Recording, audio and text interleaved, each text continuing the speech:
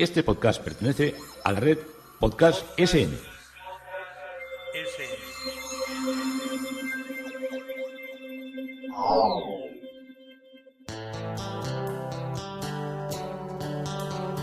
Historia con sentido. Un podcast realizado y presentado por Juan Carlos González.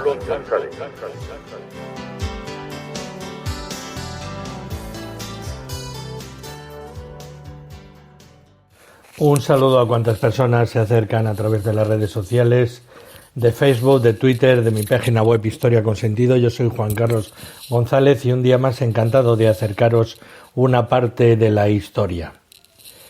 El podcast de hoy lo he titulado Por la Alpujarra o Por las Alpujarras con Pablo de Rojas. Seguimos recorriendo Pablo de Raxis, en los inicios del barroco, en todo lo que fue el influjo que este autor tuvo en la escultura de la escuela, sobre todo barroca granadina. Pero estamos acompañando a todos estos recorridos, estos últimos días, a todo lo que fueron las pandemias a lo largo de los siglos anteriores. No la pandemia que vivimos casi todos los que estáis oyendo, sino las terribles pandemias que hubo, como os digo, en el siglo XIX. Porque cada siglo ha tenido sus pandemias y además de la gripe española, la tuberculosis, que es como de lo que estábamos hablando estos días atrás, fue una gran plaga que ocupó prácticamente hasta entre el año 1962, que fue cuando nací yo, y 1970 en diversas zonas de nuestro país. Vamos a hacer un bosquejo histórico para poder situarnos qué pasó hasta desembocar estos años, y nos vamos a nuestra triste guerra civil, cuando los ganadores se hicieron con el territorio. Durante la guerra civil tuvieron lugar los consecuentes cambios, en general destinados a restablecer el orden para ellos anterior a la proclamación de la República.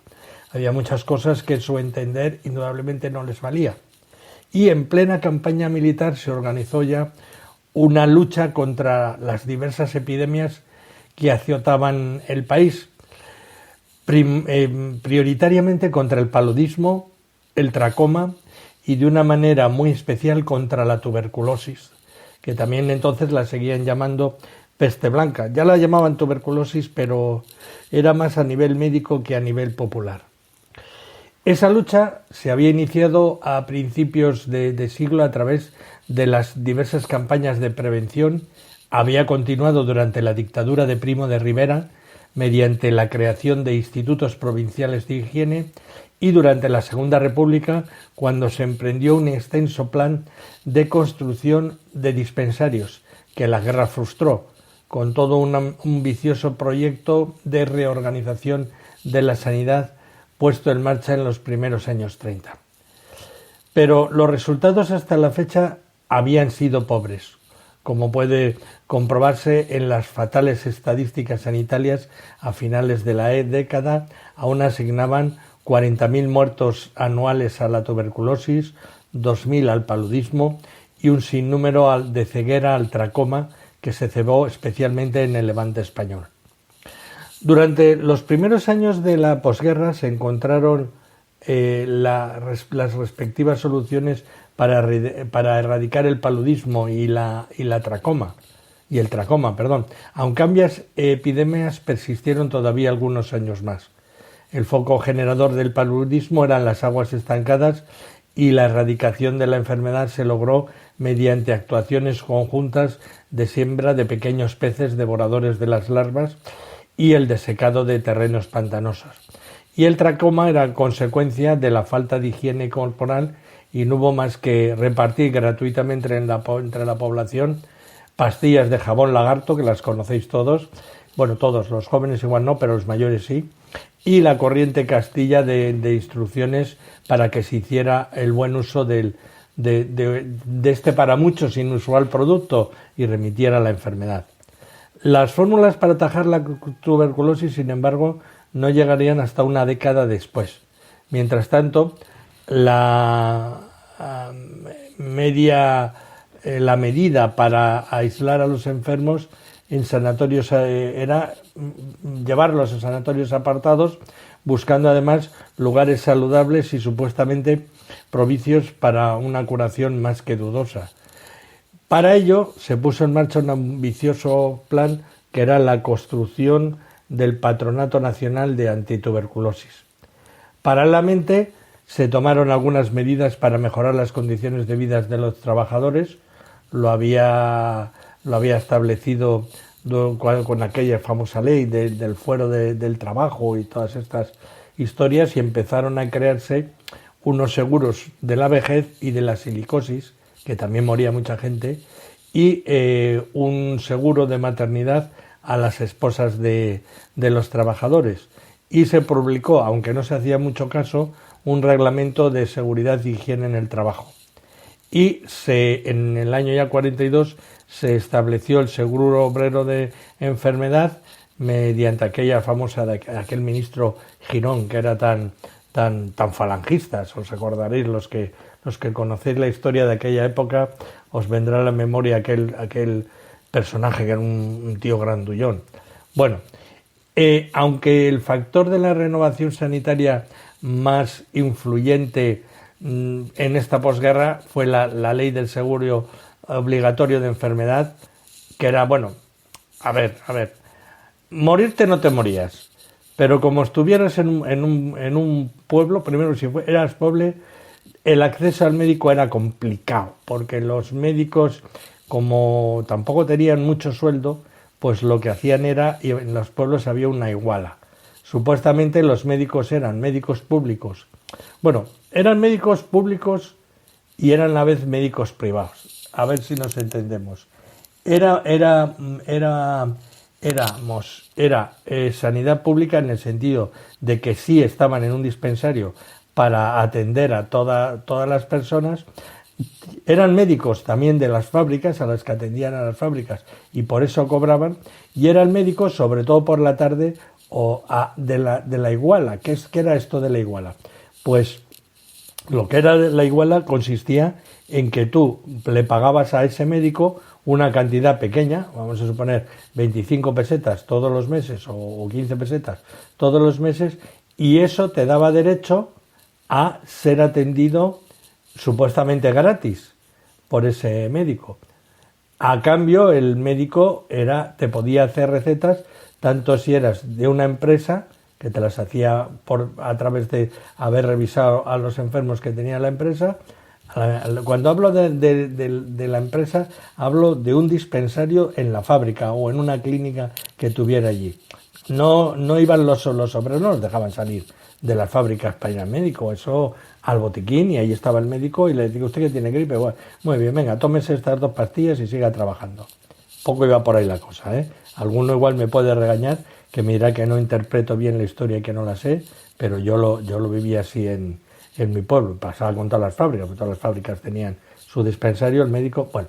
Y luego, la gente iba por la tarde, pues con su hijo o si era una persona mayor y había pagado, el médico estaba en una isla y dice, ¿usted quién es? Normalmente tenían una ayudanta o una enfermera, y allí no había teléfono, ni había cita previa, ni había nada de nada. Tú tocabas la puerta, el timbre, ¿usted tiene igual así? ¿Cómo se llama? Margarita Piñeiro. Pues Margarita Piñeiro, sí. Pues nada, pasa a la sala de espera y espere que luego le verá el doctor. Y ahí estábamos pues en una sala de espera que era la sala de entrada de una vivienda. No penséis que era... Yo me estoy acordando ahora que la casa donde vive mi amigo Luis Ugarte, que os he hablado de ella, que es una de las casas más bonitas que quedan en mi pueblo, era en la parte baja, era donde vivía el médico, este médico que se llamaba el doctor Cuadrado, que era de Valladolid, era así como muy serio, muy rimbombante. Había 2 médicos, el doctor Cuadrado y el doctor Oñatibia. El doctor Oñatibia tenía una cosa curiosa, que en verano el doctor Cuadrado se quedaba con todo lo que era, con todo el trabajo de los dos, y pensaréis, normal, se iba de vacaciones. No se iba de vacaciones. Tenía que irse al exilio. Cuando el señor que mandaba en este país venía de vacaciones a San Sebastián y veía las regatas y todas estas cosas, como había sido del bando de los perdedores y muy significado, pues tenía que irse nada menos que al pueblo del centro de la provincia de Guipúzcoa, tenía que irse al pueblo de Castuera, en Extremadura, el cual le venera. Creo que tiene una plaza, una calle allí, por todo el bien que hacía en el verano, pero ahí tenía que cogerse a su mujer y a su prole, que eran muchos hijos, irse a pasar el verano al frescor extremeño de Castuera. Entonces este médico, como os digo, pues era una sala de espera de una vivienda, como una salita, te sentabas allí, ahí no había ni mascarillas ni medidas protectoras, nos podíamos contagiar todos de todo, ¿no? Y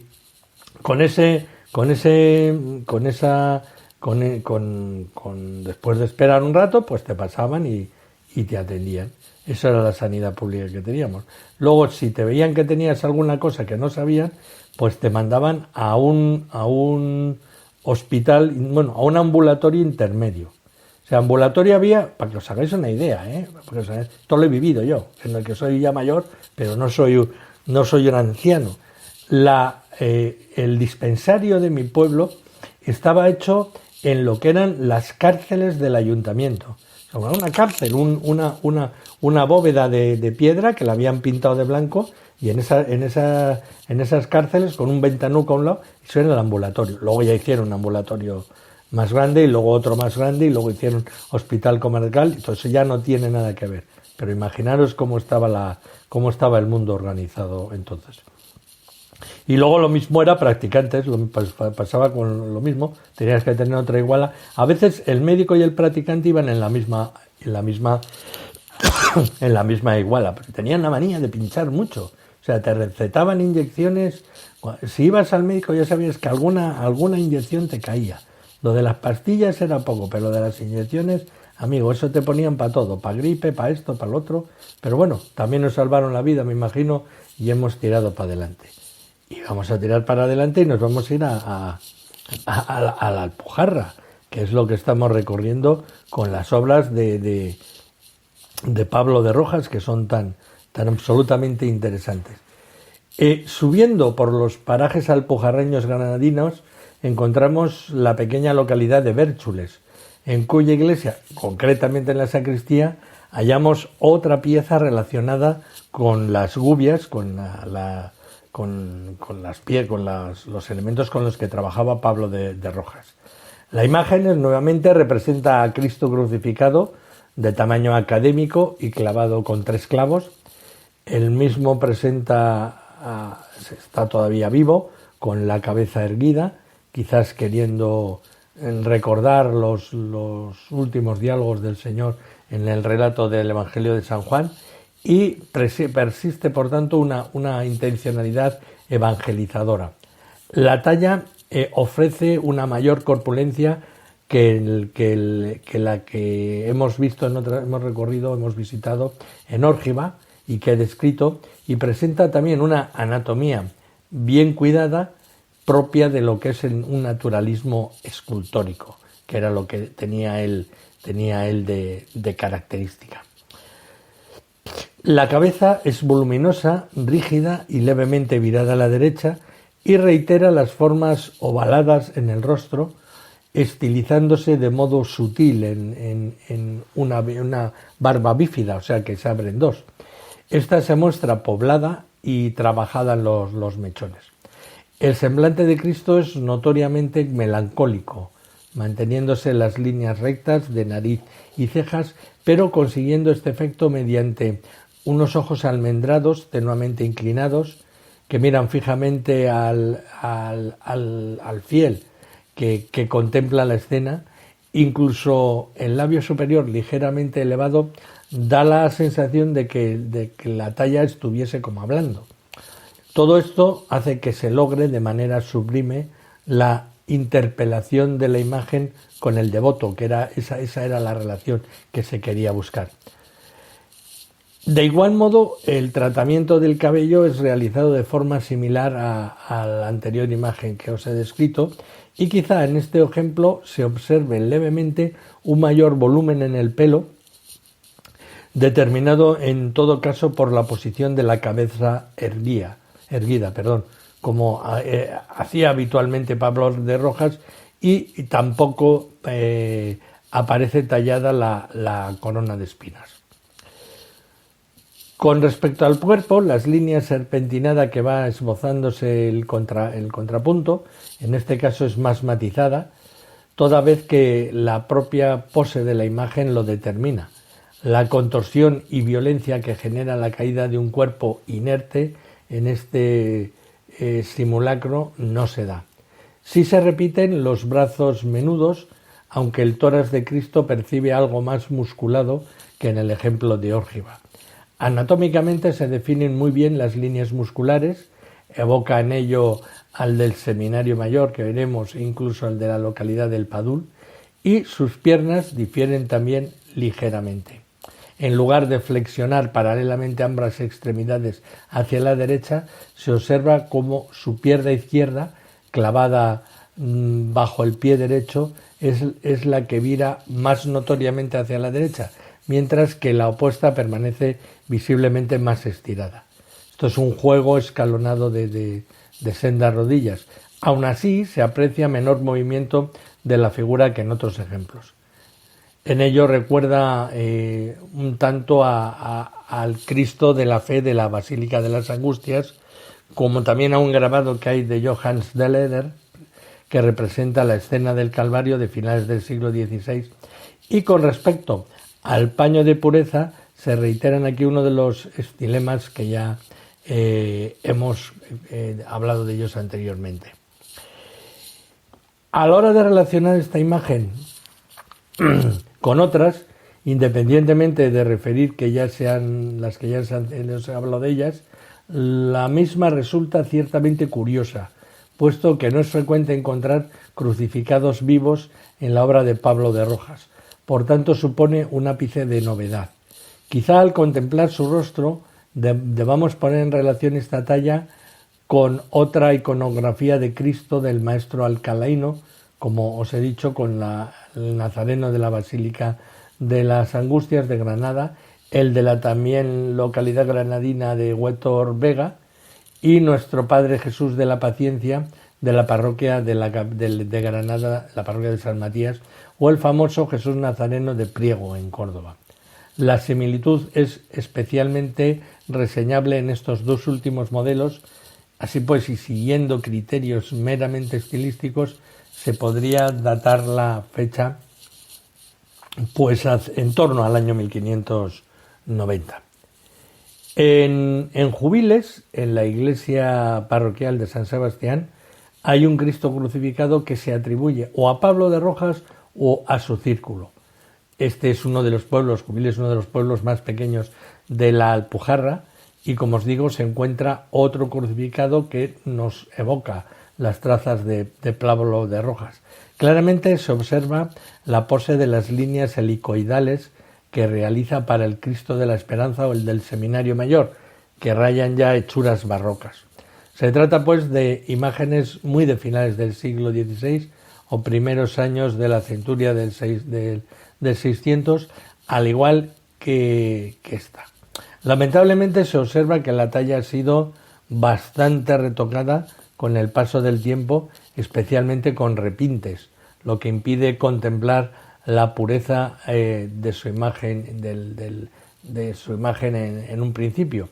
En este sentido, se adscribía al elenco del círculo del escultor jienense, el pecho definido, aunque no musculoso, como es el tipo de Rojas, denota en este retoque que ha sufrido, que ha querido resaltar las líneas de la musculatura, es proceso, y las piernas giran hacia la derecha de forma paralela, como en ejemplos que hemos visto, y el perizoma se ven los resabios de los modelos también de Rojas.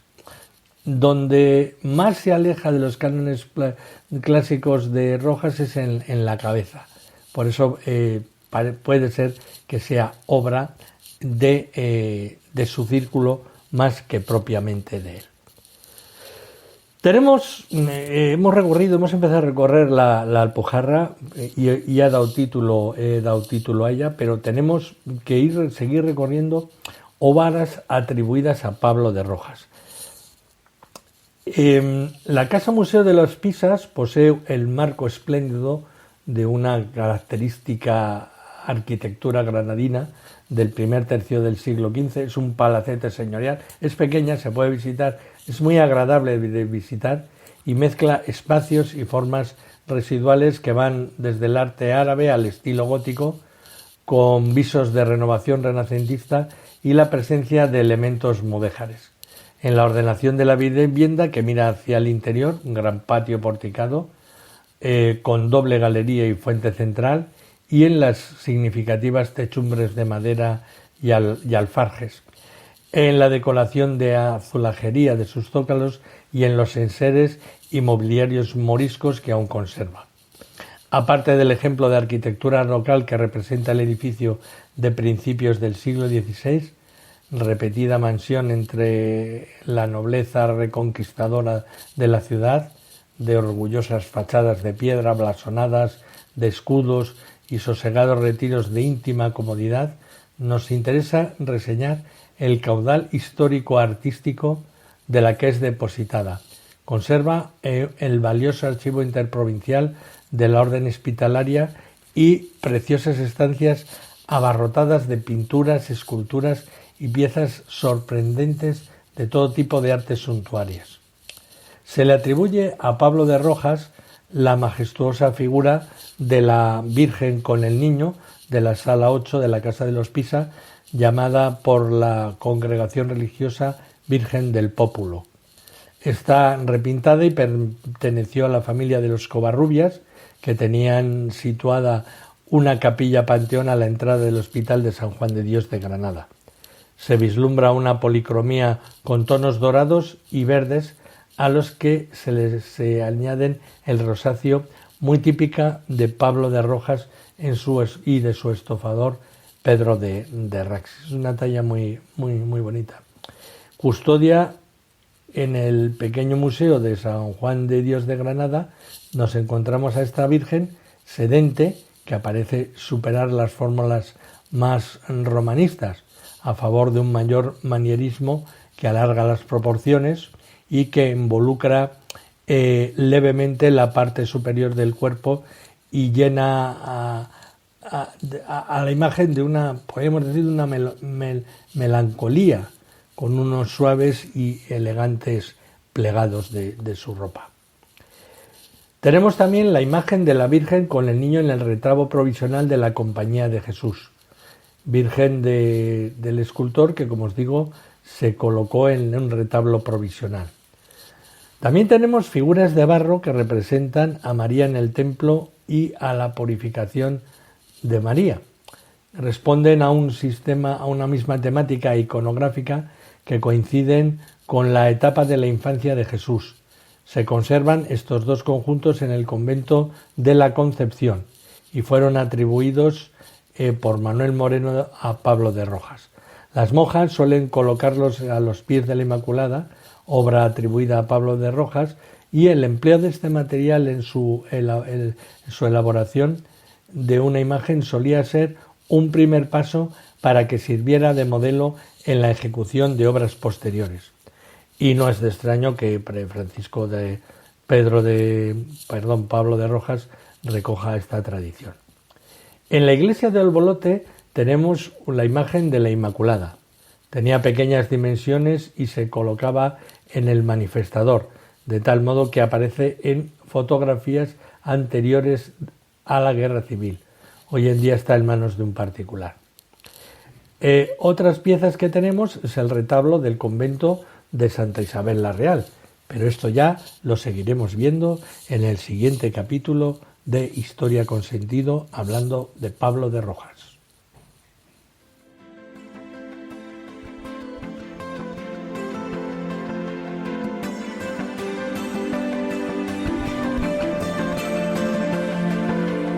Hasta aquí un episodio más de Historia con Sentido.